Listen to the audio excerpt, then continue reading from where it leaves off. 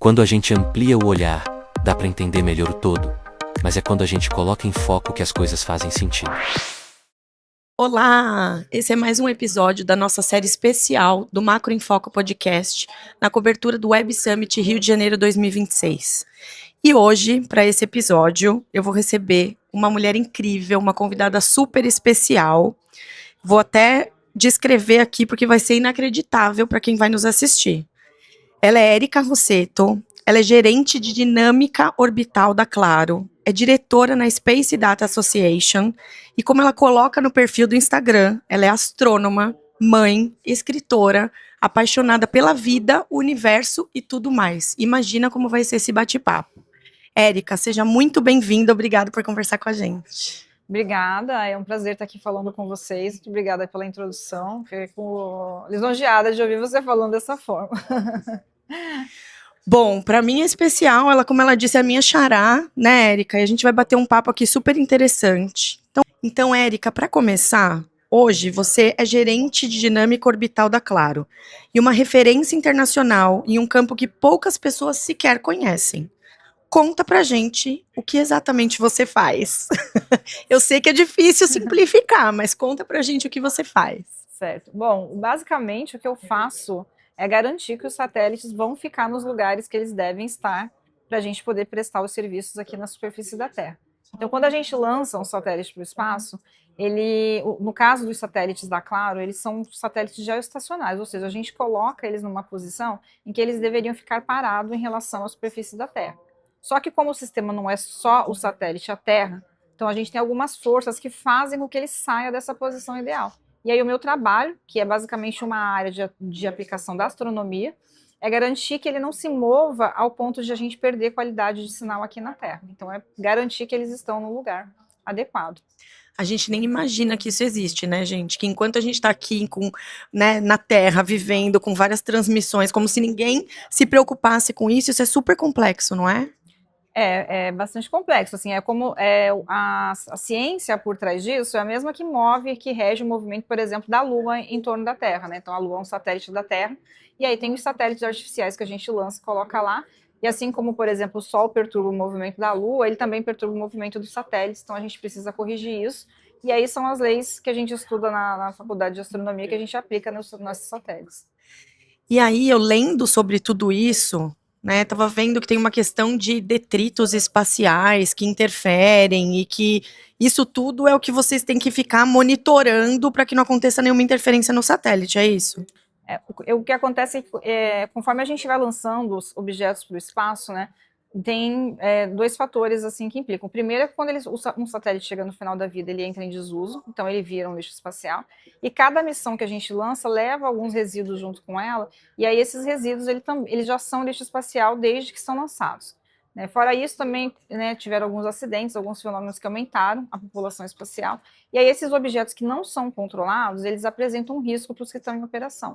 Então, como parte do meu trabalho, eu preciso garantir que os nossos satélites estão em segurança, e aí hoje eu também faço parte de uma associação que presta um suporte, a gente tem uma rede de monitoramento, e aí com esses dados de monitoramento a gente garante distâncias seguras para ter certeza que não vai ter colisão com os nossos satélites. Muito bom.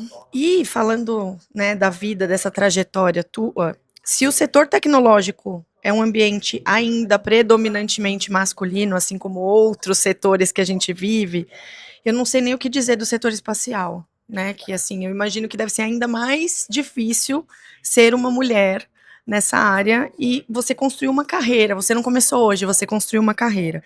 Então, eu queria que você contasse pra gente como é a história de uma menina, Érica, que um dia resolveu que queria trilhar esse caminho, né? Que queria seguir por aí. E quais os maiores desafios que você enfrentou para chegar até aqui? Certo. Então, quando eu era criança, eu tinha um certo incentivo assim na escola para seguir em alguma área de exatas, porque eu tinha certa facilidade com matemática e os professores achavam isso positivo. E eu não conseguia ver como que, com a matemática, por exemplo, eu poderia ter uma profissão que não fosse, por exemplo, ser professora, porque eu não tinha referências femininas que falassem, olha, eu posso ser uma engenheira, eu posso ser uma cientista. Então, eu até uma certa idade, eu queria ser professora, só que como eu também gostava de escrever, eu preferia, não, eu prefiro ser professora de língua portuguesa. E aí, na adolescência, eu tive a oportunidade de participar de um evento no INPE, em São José dos Campos, onde foi uma semana imersiva. E ali eu tive contato com o setor espacial, eu fiquei muito encantada e falei, poxa, eu quero trabalhar com alguma coisa do espaço. E aí, então, eu passei a perseguir esse sonho, né? Foi quando eu decidi que eu queria fazer astronomia, porque eu queria trabalhar justamente com controle de satélites. E aí, depois disso, conforme eu fui avançando na minha carreira, eu vi que realmente o fato de ser mulher apresenta alguns desafios. A primeira vez que eu fui fazer uma apresentação internacional, eu já estava assim muito nervosa, né? Porque tem todo o desafio de você falar em outra língua, Sim. falar para um público bastante especializado, porque era um fórum Muito específico. técnico, né? E aí a pessoa que foi fazer a minha introdução, ele falou assim, ela deve ser, falou, né? Ela é Érica Rosseto, trabalha com isso, ela deve ser muito inteligente por estar aqui hoje. E aí, na hora, eu percebi o peso que é ser mulher, porque todos os outros homens que estavam lá falando, né, não tinham que ter esse acréscimo, né, de ser muito inteligente. Então, não basta você estar ali tão bem qualificado como os outros, né, você tem que ter um diferencial, porque não é comum ver mulher nesse setor, assim. Então, foi, nesse momento, assim, me marcou bastante. Imagino. Porque a gente já tem uma tendência a se cobrar, né, de muito mais do que Sem os dúvida. homens. E é uma coisa assim, eu acho que implícita, e é difícil a gente ter noção como que essa pressão vem de fora, e ela realmente vem, a gente acaba entendendo sempre que tem uma expectativa muito maior por ser mulher e estar ali, e não basta você só demonstrar sua capacidade técnica, você tem que mostrar que está um pouco além da média ali dos seus colegas. Quando você decidiu, alguém te desencorajou? Quando você era menina lá e falou, é isso que eu quero, é isso que eu vou seguir, alguém te desencorajou? Falou, imagina, você não vai chegar em lugar nenhum. No meu caso, especificamente, eu tive um desencorajamento porque eu vim de uma família bem humilde, uma origem assim, pobre, e eu fui incentivada a seguir profissões que são mais comumente desenvolvidas por mulheres. Uhum. Então, por exemplo, eu, quando estava na adolescência, eu fiz um curso de manicure, mas eu tenho zero habilidade manual, então seria uma péssima manicure. Mas era comum, era o que se esperava de uma adolescente com pouca perspectiva de futuro, de estudo. Aí quando eu falei, não, eu quero ser cientista. Então era uma coisa completamente fora da realidade, né? Então, e era normal, por exemplo, mesmo eu não tendo muita habilidade, que eu tentasse ser vendedora, ser manicure, outras funções que em geral são exercidas por... para onde são direcionadas as mulheres, né? Eu acho que eu vi uma entrevista sua que você falava assim, faz o teste, procura astronauta de sucesso na internet. Exatamente. Não é? Se você... eu fiz esse teste, se você coloca nos buscadores de pesquisa astronauta criança, as referências são de menino. Se você procura brinquedos de menina, as referências vêm todas voltadas para serviços domésticos, para cuidados. Então, assim, desde cedo, a gente tem muito pouco incentivo a pensar que é possível seguir numa carreira científica e tecnológica. Mas você foi guerreira, foi desbravadora aí né, nesse ambiente. Que orgulho, né, ver uma mulher seguir por aí. E agora conta um pouco pra gente da participação da Claro e da Érica nesse Web Summit. O que é Claro? A Claro trouxe bastante coisa. A gente tá aqui acompanhando um monte de conteúdo super bacana, tá, gente? Então, tenta de uma forma resumida, eu sei que é muita coisa, mas conta o que a Claro e o que a Érica estão trazendo nesse Web Summit para compartilhar com o pessoal. Certo. Bom, a Claro é uma das patrocinadoras do evento, né? Uma parceira estratégica do evento, porque é uma área que a empresa investe bastante no desenvolvimento tecnológico.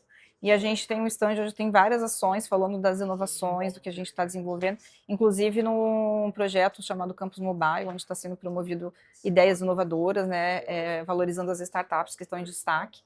Então, a empresa está com uma atuação bem forte aqui no evento.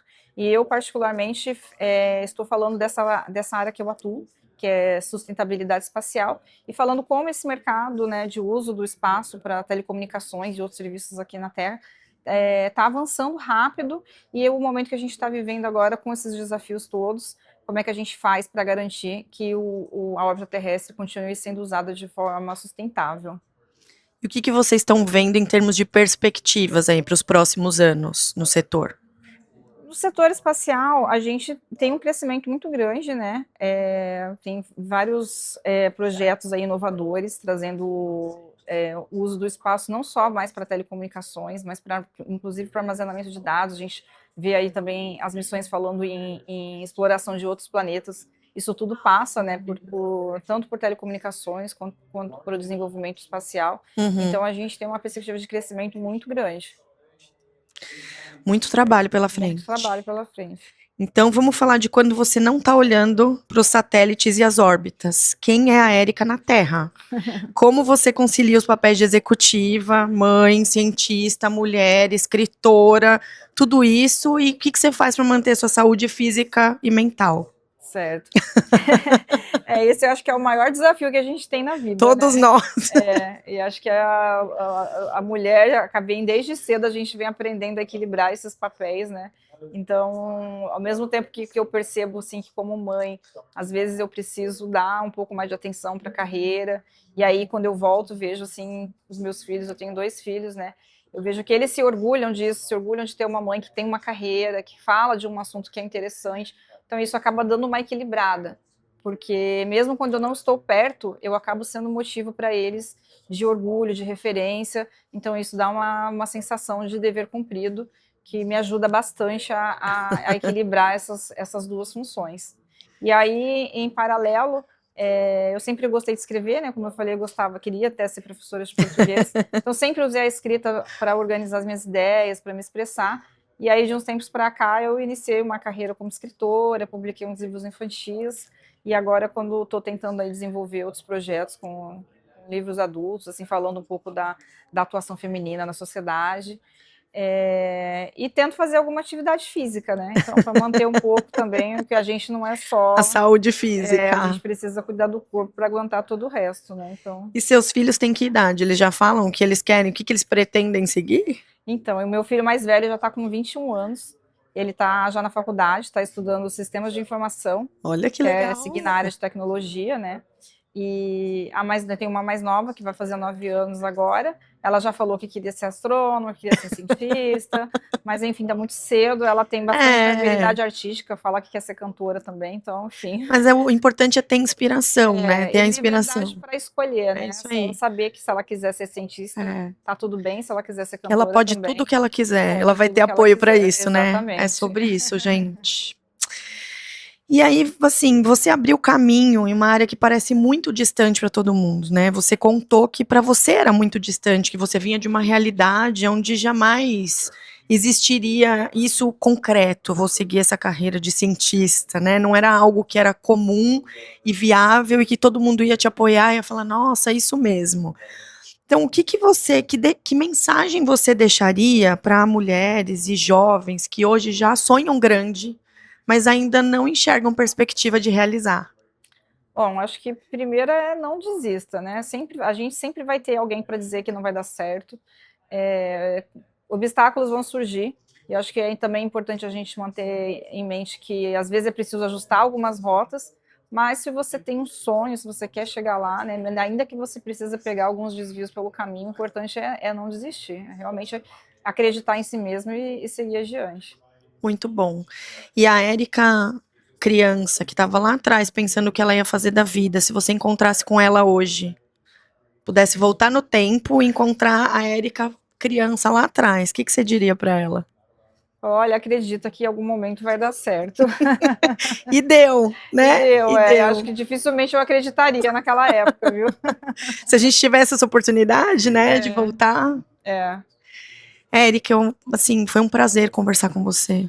Muito obrigada por topar. Eu sei que está corrido aqui no evento, mas para a gente é um prazer conversar com alguém como você, não só pela inspiração em termos de competência e técnica, mas sim por ver uma mulher ocupando o lugar que ela quis ocupar e que ela foi buscar por competência e não por ser mulher e buscar algum privilégio, como alguns acham, né? E que está longe de ser um privilégio. A gente tem uma realidade muito diferente nisso, e você num setor que eu tenho certeza que os desafios são diários.